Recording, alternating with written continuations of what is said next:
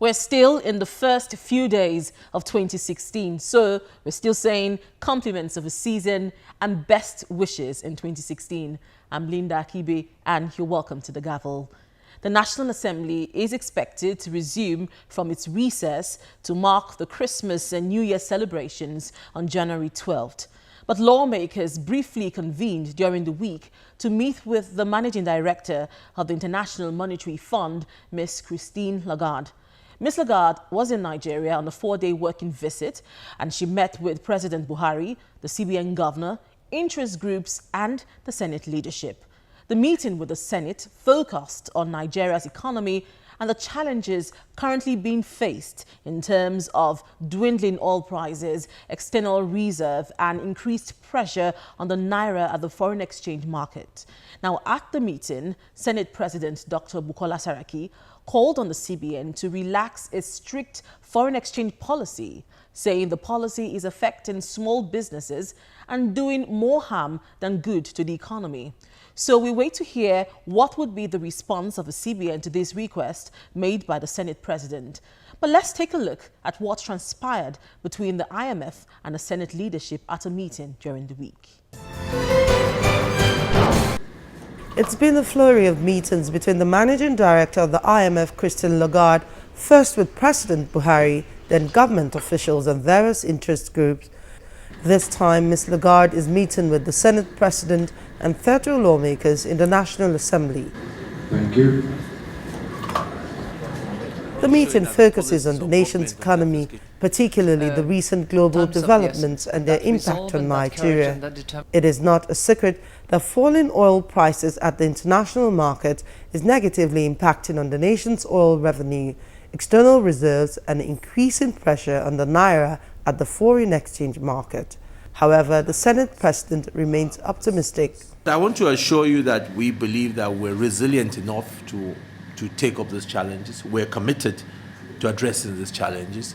I think what we saw in the 2015 election is a message from Nigerians that we need to move away from how things were done in the past. But despite its optimism, outlook for the Nigerian economy in 2016, according to the IMF, is gloomy. We believe that oil prices will remain low and will remain low for longer. Private sector investment will also be affected. Investor confidence about the outlook has remained weak, and financing is likely to become more difficult and more costly for everyone. Ms. Lagarde says Nigeria has to make some tough decisions quickly, and one of those decisions involves the country's tax regime.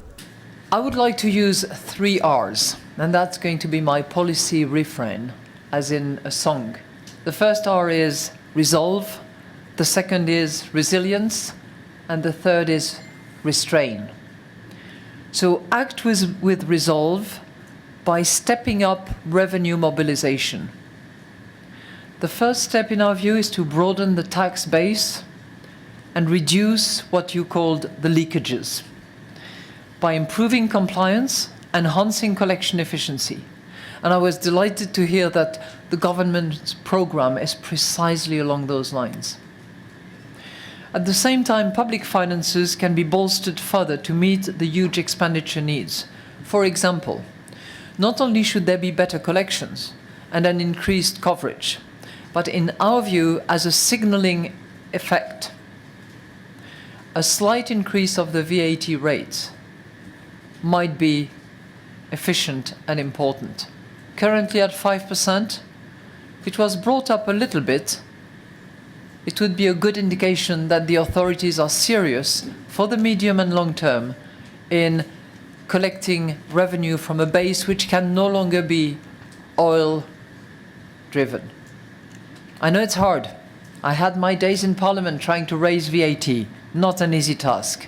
But frankly, in Nigeria, you have probably one of the lowest VAT rate in the entire continent.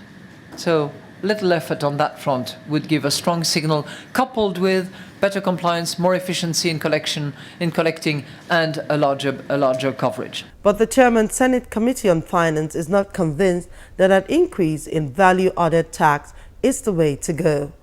And for 2016, with an expected withdrawal in terms of fuel subsidy, wasn't it a little bit too insensitive to recommend an increase in VAT? And I thought that the challenge really for Nigeria is widening the VAT tax base, right? Increasing the compliance level.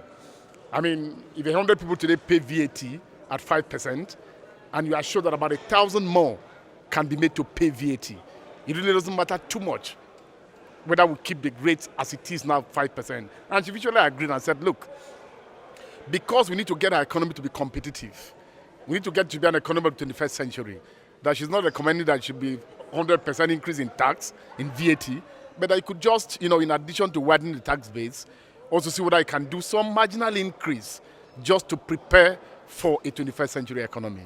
The proposal by the IMF Managing Director to increase value-added tax and remove petroleum subsidy would expectedly throw up a huge debate in the polity in the months to come. Already, labor unions condemn any plan by government to remove petrol subsidy and also criticize the visit by the IMF to Nigeria.